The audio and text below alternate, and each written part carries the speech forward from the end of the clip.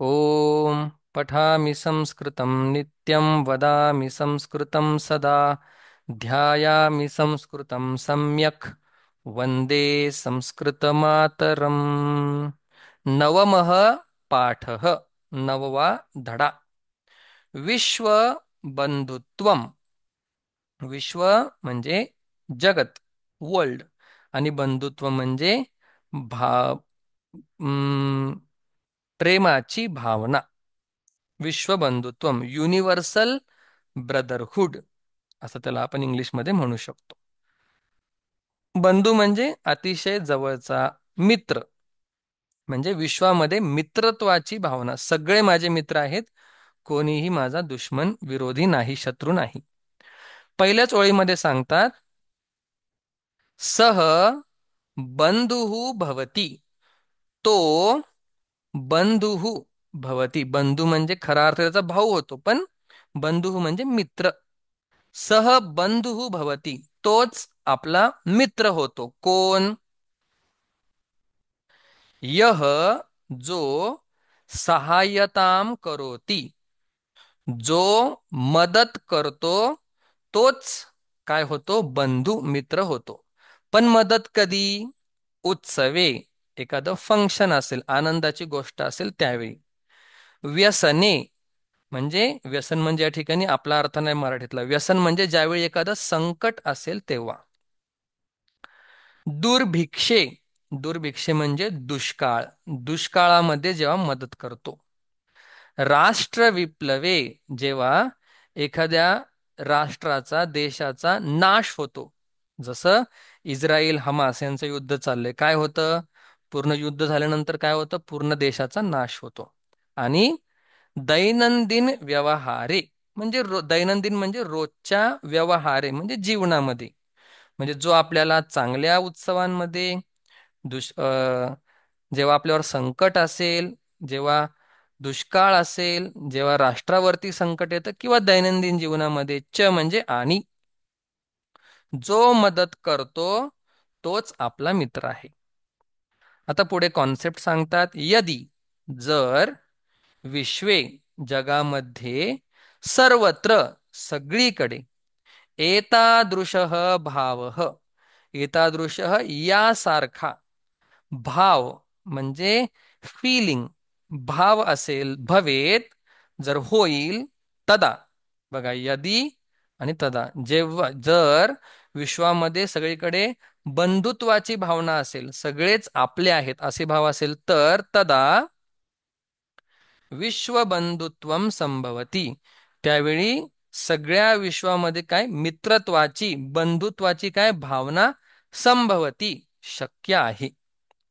बर, पण आता काय होतंय ते सांगतायत. परंतु, पण, अधुना, आता, निखिले संसारे, निखिल म्हणजे संपूर्ण, निखिले संसारे म्हणजे संपूर्ण जगामध्ये, कलहस्य म्हणजे भांडणांचं, अशांतेहेच आणि अशांतीचं वातावरणम असती. कसं वातावरण आहे जगामध्ये? भांडणं आणि अशांती, जाळपोळ याचं वातावरण आहे. अजून काय होतंय? मानवाः परस्परम न विश्वसंती, मानवाः मनुष्य, परस्परम एकमेकांवर, न विश्वसंती विश्वास ठेवत नाहीत. ते म्हणजे ते सर्व लोक, परस्य कष्टम दुसऱ्याचं दुःख, स्वकीयम कष्टम न गणयंती स्वतःचं दुःख समजत नाहीत. म्हणजे दुसऱ्याचं दुःख हे स्वतःच, स्वकीयम कष्टम न गणयंती समजत नाही.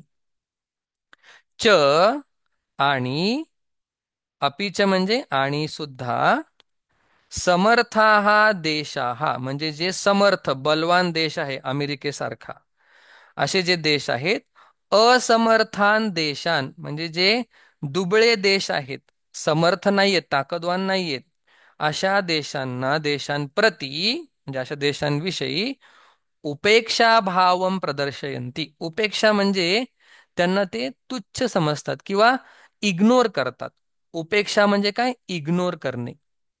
म्हणजे जे समर्थ राष्ट्र आहेत ते जे दुबळे राष्ट्र आहेत त्यांना काय असं हीन समजतात, त्यांच्याकडे लक्ष देत नाही. तेषाम उपरी, त्यांच्यावर स्वकीयम प्रभुत्वम स्थापयंती, त्या दुबळ्या देशांवरती, दुर्बल देशांवरती काय करतात? स्वकीयम, स्वतःच, प्रभुत्वम म्हणजे हुकुमशाही, प्रभुत्व त्यांच्यावरती काय स्थापयंती, स्थापन करतात. म्हणजे एखादा पॉवरफुल देश असेल तर तो वीक देशाला काय करतो? आपल्या हातात घेतो. संसारे म्हणजे जगामध्ये, सर्वत्र सगळीकडे, विद्वेषस्य म्हणजे द्वेषाचं वातावरण आहे. म्हणजे कोणच कोणाला पुढे गेलेलं आवडत नाही, एकमेकांचा द्वेष करतात. शत्रुतायाहा, शत्रुत्व, एनमिटी काय डोक्यात ठेवतात की हा माझा शत्रू आहे. हिंसायाहा म्हणजे एखाद्याला मारणं, बॉम्ब फेकणं, अशा प्रकारे टेररिस्ट अटॅक करणं, त्याला काय म्हणतो आपण? हिंसा. च म्हणजे आणि. सगळे संसारामध्ये काय, सगळीकडे काय द्वेष आहे, शत्रुता आहे आणि हिंसा चालू आहे. भावना दृश्यते, भावना फिलिंग, दृश्यते पाहिल्या जाते जगामध्ये. मग याच्यामुळे काय होतं ते सांगतात. देशानाम विकासः म्हणजे देशांचा विकास, प्रोग्रेस, अपि अवरुद्ध भवती, अपि सुद्धा देशांचा विकास सुद्धा काय अवरुद्ध भवती म्हणजे थांबतो. जर देशामध्ये भांडणं असतील, शत्रू असतील तर काय देशांचा विकास होणार नाही. पुढे सांगतात, इयम महती आवश्यकता वर्तते. इयम ही महती अत्यंत आवश्यक, आवश्यकता म्हणजे ही अत्यंत महत्वाची गोष्ट आहे. वर्तते म्हणजे आहे. यत की एकः देशः म्हणजे एक देश, अपरेण देशेण सह दुसऱ्या देशासोबत, निर्मलेन म्हणजे चांगल्या मनाने, निर्मलेन हृदयेन चांगल्या हृदयाने, मनाने, बंधुतायाः व्यवहारम कुर्यात, बंधुतायाः म्हणजे मित्रत्वाचा व्यवहार, कुर्यात करावा. म्हणजे एका देशाने दुसऱ्या देशासोबत कसा व्यवहार करावा? चांगला व्यवहार करावा, मित्रत्वाचा व्यवहार करावा, भांडण नाही करावी, द्वेष नाही करावे. विश्वस्य जनेषु, विश्वस्य जगाच्या, जनेषु लोकांमध्ये, इयम भावना आवश्यकी, ही भावना म्हणजे बंधुत्वाची भावना, आवश्यकी आवश्यक आहे. ततः त्यानंतर, विकसित अविकसितयोः देशयोः मध्ये म्हणजे विकसित म्हणजे जे डेव्हलप्ड आहेत, विकसितयोः जे विकसित होत, अविकसित बघा, विकसित अविकसितयोः म्हणजे जे डेव्हलप्ड आणि जे डेव्हलप नाहीत अशा देशांमध्ये, स्वस्था स्पर्धा भवेत. स्वस्था म्हणजे काय? एकमेकांना हानी न करणारी, एकमेकांना हेल्प करणारी काय स्पर्धा, कॉम्पिटिशन भविष्यती होवो म्हणजे चांगल्या प्रकारची स्पर्धा व्हावी. असं नाही की एक देश दुसऱ्या देशाला पाडायसाठी वेगवेगळे प्रोडक्ट लॉन्च करतोय, वेगवेगळे वेपन्स लॉन्च करतोय, असं नाही. तर एका देशाने जे की डेव्हलप आहे, सुधारित आहे, त्या देशाने असुधारित जे अजून डेव्हलप नाहीत अशा देशांमध्ये काय चांगली स्पर्धा करावी. बर, सर्वे देशाहा सगळे देश, America, England, New Zealand, Australia, Pakistan, Bharat, China, सर्वे देशाः ज्ञान विज्ञान योहो, ज्ञान म्हणजे नॉलेज आणि विज्ञान म्हणजे सायन्स म्हणजे टेक्नॉलॉजी, याच्यामध्ये काय क्षेत्रे, या क्षेत्रांमध्ये, फील्डमध्ये मैत्री भावनया, कशी भावना पाहिजे आपल्या मनामध्ये? मैत्रीची, मैत्री भावनया, सहयोगेन एकमेकांना हेल्प करत, एकमेकांना मदतीचा हात देत, समृद्धीम प्राप्तुम म्हणजे प्रॉस्पेरिटी, भरभराट प्राप्त करण्यासाठी, समर्थाः भविष्यन्ति. मग एकमेकांना आपण ज्ञान आणि विज्ञानामध्ये जर मैत्री भावना असेल तर काय सगळे देश समृद्धी प्राप्त करण्यासाठी समर्थ, केपेबल भविष्यन्ति. पुढे सांगतात, सूर्यस्य चंद्रस्य च प्रकाशः सर्वत्र समानरूपेण प्रसरति. छान. आता उदाहरण सांगतात ते.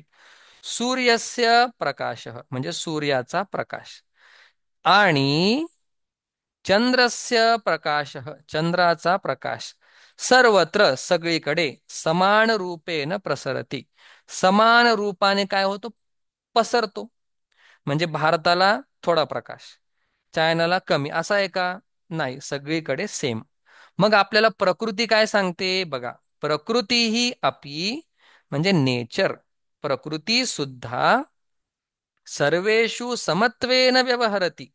सगळ्यांशी सगळ्यांमध्ये समत्वेन म्हणजे समान भेदभाव न करता व्यवहरती चालते. व्यवहरते व्यवहार होतात. तस्मात म्हणून अस्माभिः सर्वैः आपल्या सगळ्यांकडून परस्परम वैरभावम परस्परम एकमेकांशी वैरभावम म्हणजे शत्रुत्वाची भावना अपहाय सोडून टाकून विश्वबंधुत्वम स्थापनीयम काय स्थापन करावं आपण? विश्वबंधुत्व, युनिव्हर्सल ब्रदरहूड. आपण सगळे मित्र आहोत, आपण सगळे एक आहोत, अशी भावना आपण करावी. अतः म्हणून विश्वस्य कल्याणाय जगाच्या कल्याणासाठी एतादृशी भावना भवेत.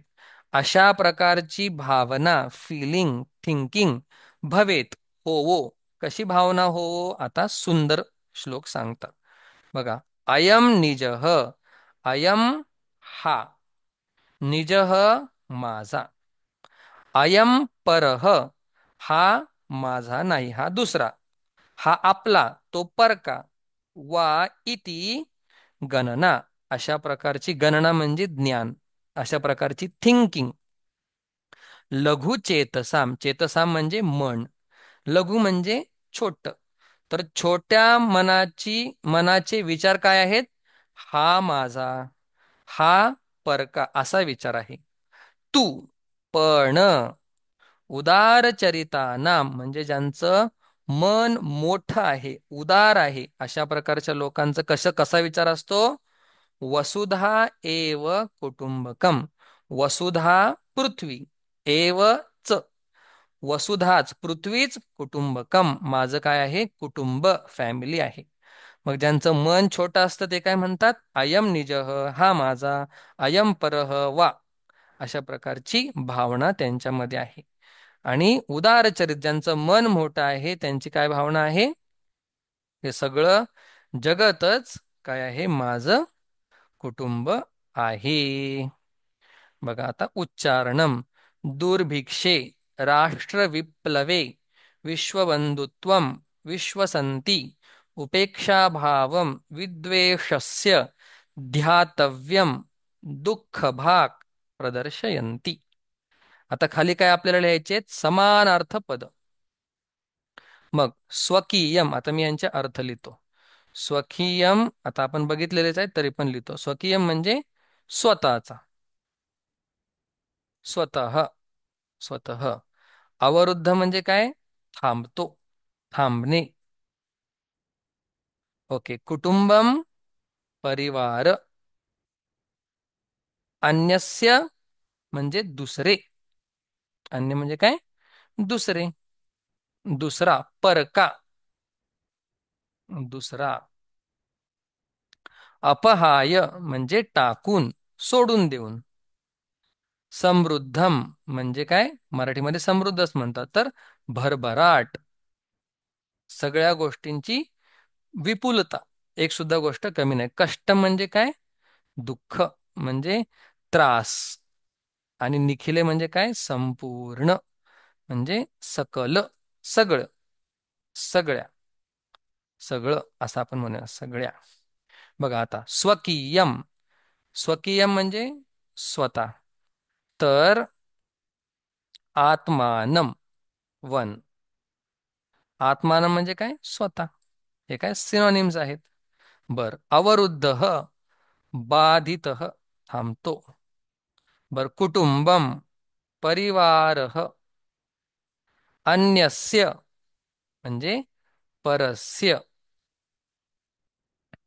अपहाय त्यक्त्वा. समृद्धम, संपन्नम, कष्टम, दुःखम. आता मराठी आणि संस्कृत जवळजवळ सारखीच आहे. निखिले, संपूर्णे. तर आता या शब्दांचे अर्थ धड्यामध्येच आपल्याला कळलेले आहेत. हे फक्त आपल्याला थोडेसे ऍड करायचेत. समानार्थक शब्द मग तुम्हाला जेव्हा शाळेमध्ये विचारतील तेव्हा तुम्हाला हे लक्षात येता आले पाहिजेत. काही काही तर मराठी आहे, दुसरं दुःख मराठी आहे, संपूर्ण मराठी आहे, परिवार मराठी आहे. बघा आता आपल्याला या ठिकाणी चुकीच्या विभक्त्या त्यांनी दिलेल्या आहेत. समशोध्य म्हणजे व्यवस्थित विभक्त्या आपल्याला त्याच्या लिहायच्या आहेत. मग हे तुम्हाला कधी येणार? ज्यावेळी तुम्हाला कारक प्रकरण चांगल्या प्रकारे कळालेलं आहे त्यावेळी तुम्हाला ते येणार. तरी पण आता मी सांगायचा प्रयत्न करतो. छात्राः क्रीडा क्षेत्रे कंदुकात क्रीडंती. आता पंचमी विभक्ती येईल का? नाही येणार. का नाही येणार? कारण की बॉल हा काय आहे? इन्स्ट्रुमेंट आहे.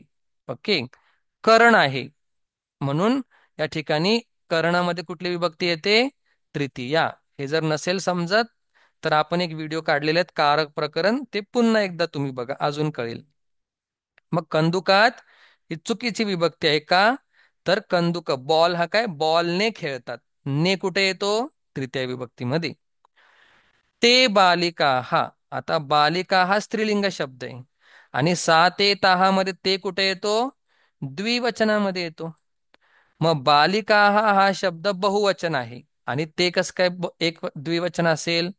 म्हणून आपण कसं म्हणणार? सा ते ताहा, म्हणजे त्या मुली मधुर गातात.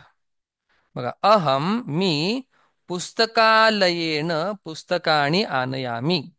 मी मी लायब्ररीने पुस्तक आणतो. असं येईल का? नाही. आता या ठिकाणी पुस्तक आणि लायब्ररी यांचं काय आहे? सेपरेशन आहे. ग्रंथालयाचं काय? सेपरेशन आहे. म्हणून सेपरेशन ज्या ज्या वेळी असतं त्यावेळी कुठली विभक्ती असते? पंचमी. म्हणून पुस्तकालयात. हे समजण्यासाठी काय यायला पाहिजे आपल्याला? कारक. मग आपल्याला समजेल. मग अहम पुस्तकालयात पुस्तकानि आनयामी. जो शब्द अंडरलाईन केलाय तो काढून त्या ठिकाणी उत्तर लिहायचंय आणि वाक्य पूर्ण होणार. मग याला संशोधन म्हणतात, म्हणजे चुकीच्या ठिकाणी योग्य करणं. आता त्वम नाम किम असं म्हणतो का आपण? तू नाव काय? आपण काय म्हणतो? तुझं नाव काय? मग आपण म्हणू शकतो तव नाम किम, किंवा आपण असं पण म्हणू शकतो भवतः नाम किम. आता आपण हे पाहिलं होतं, काय बोलतात, उपपद विभक्ती. त्याच्यामध्ये नमः शब्द असताना चतुर्थी विभक्ती होत असते. चतुर्थी विभक्ती, गुरुची चतुर्थी विभक्ती काय? जर आपल्याला साधू शब्द पाठ असेल तर आपल्याला गुरुची विभक्ती येणार आहे गुरवे. मग नमः असल्यामुळे चतुर्थी विभक्ती होते. का होते? कारण की उपपद विभक्तीमुळे ठराविक शब्दांबरोबर ठराविकच विभक्ती होत असते. मग नमः या शब्दाबरोबर चतुर्थी होते. मग गुरुम ही कुठली विभक्ती आहे? द्वितीया. मग हे काय म्हटले? शुद्ध करा तुम्ही ह्याला. मग शुद्ध केल्यानंतर चतुर्थी विभक्ती आपण लिहिली गुरवे नमः. आता विलोम पदानी म्हणजे विरुद्ध अर्थी शब्द. शत्रुताया सोपं आहे. शत्रुताचं काय होणार? मित्रता. शत्रू मित्र मराठी आपल्याला माहिती. पुरा म्हणजे पूर्वी आणि अधुना म्हणजे काय? आता. अधुना म्हणजे आता. मानवाहा म्हणजे मनुष्य. दानवाहा म्हणजे राक्षस. मनुष्य आणि राक्षस असे दोन गण आहे. उदारचरिताना म्हणजे ज्यांचं मन उदार आहे त्याच्या विरुद्ध काय येणार?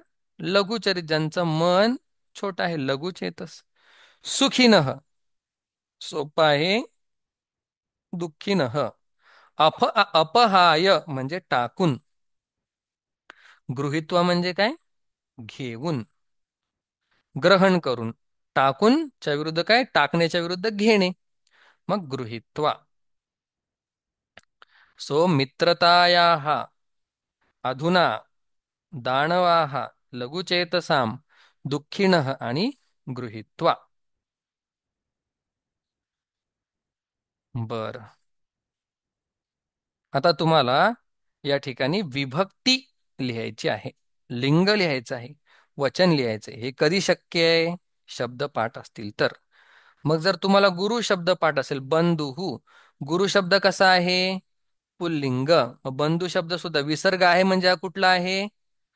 पुल्लिंग आहे. मी तुम्हाला पहिल्या दिवशी शिकवलं होतं, पुल्लिंग शब्द आहे.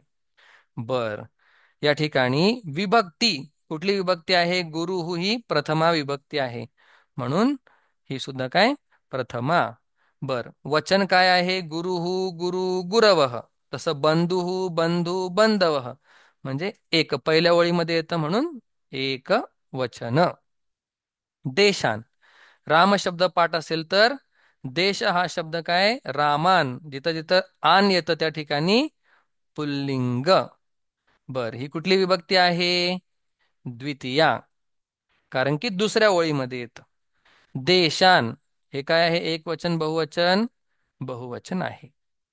घृणायाः, घृणा शब्द लाईक सीता, घृणायाः ही पंचमी आहे आणि षष्ठी सुद्धा आहे. मग आपण स्लॅश देऊन षष्ठी सुद्धा लिहू शकतो, कारण की सीतायाः पंचमी, सीतायाः षष्ठी. बर, एक वचन बहुवचन ही विभक्ती अरे लिंग, तर या ठिकाणी लिंग जे आहे ते स्त्रीलिंग, कारण की घृणा शब्द कसा आहे? आ, एंडिंग इन आ. मग ज्या ज्या ठिकाणी आ मध्ये एंड होतो तो काय असतो? स्त्रीलिंग. स्पेलिंग सुद्धा आपल्याला बरोबर लिहायचे आहे, स्त्रीलिंग.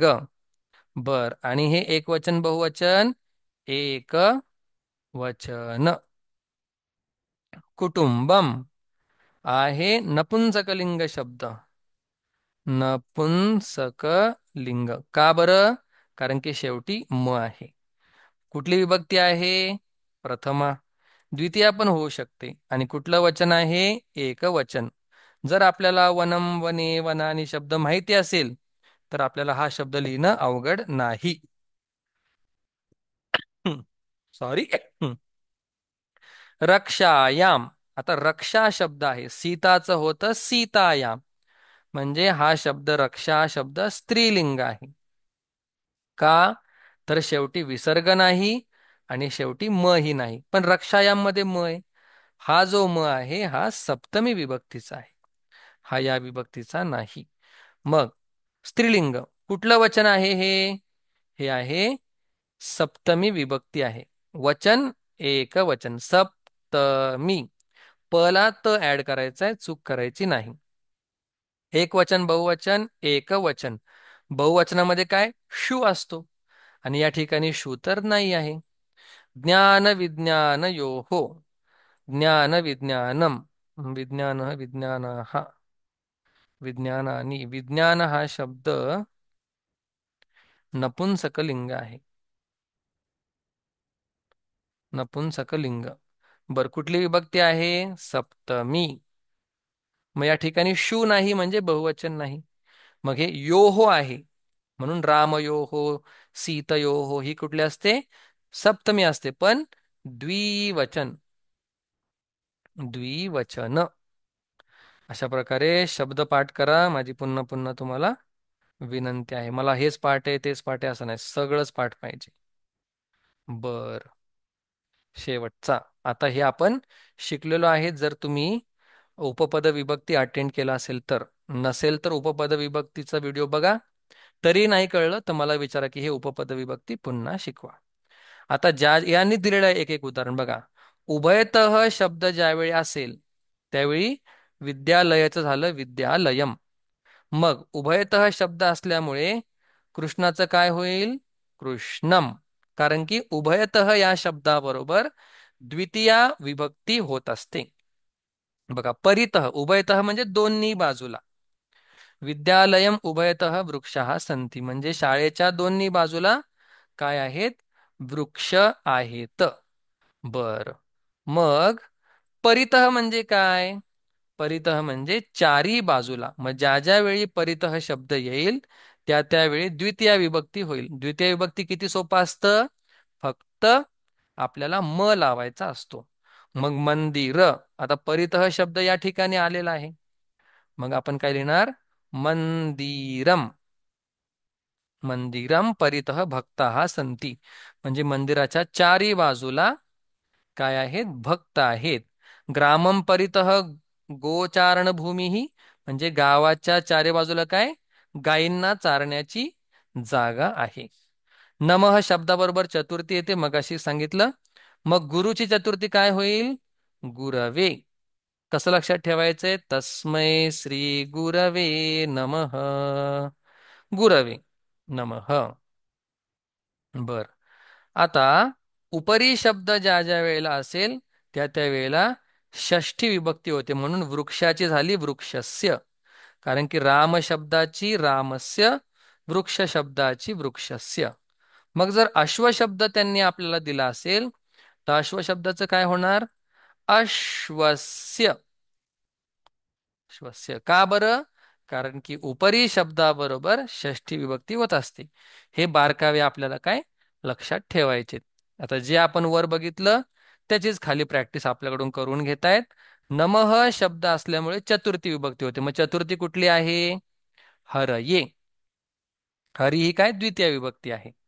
परितः शब्द असल्यानंतर द्वितीय विभक्ती होते, म्हणून ग्रामम. नमः शब्द असल्यावरती चतुर्थी होते, रमायै, अंबायै. उपरी शब्द असल्यामुळे षष्ठी विभक्ती होते, मग षष्ठी कुठली आहे? मंचस्य. उभयतः पुत्रौस्तः. उभयतः म्हणजे दोन्ही बाजूला कोण आहेत? पुत्र. पुत्रांच्या दोन्ही बाजूला काय आहेत? पेरेंट्स आहेत, म्हणून पितरम. उभयतः बरोबर द्वितीय होते आणि पितरम ही काय आहे? द्वितीया विभक्ती आहे. या सगळ्याला एकंदरीत काय म्हणतात? उपपद विभक्ती. उपपद म्हणजे ज्या ज्या ठिकाणी ठराविक शब्द आलेले आहेत त्या त्या ठिकाणी ठराविकच विभक्ती होणार आहे. ध्यातव्यम म्हणजे हे तुम्ही लक्षात घ्यायचंय. बर. अशा प्रकारे या ठिकाणी हा धडा आपण शिकला. याच्यामध्ये जास्त करून काय आलेलं आहे? समानार्थी, विरुद्धार्थी आणि उपपद विभक्ती. उपपद विभक्तीचा आपण सेपरेट व्हिडिओ बनवलेला आहे, तो बघायचा आहे. शोधनम कसं करणार आपण? हे विभक्त्या तर पाठच करायला लागणार आहेत. शोधनम कसं करणार आपण? करेक्शन. जर आपल्याला उपपद माहिती असेल तर करेक्शन ही होणार आहे. म्हणजे हा संपूर्ण धडा समजायचा असेल तर आपल्याला उपपद विभक्ती क्लिअर पाहिजे. अशा प्रकारे आपण हा विश्वबंधुत्वम, जागतिक मित्रत्व भावना, हा धडा आपण पाहिला.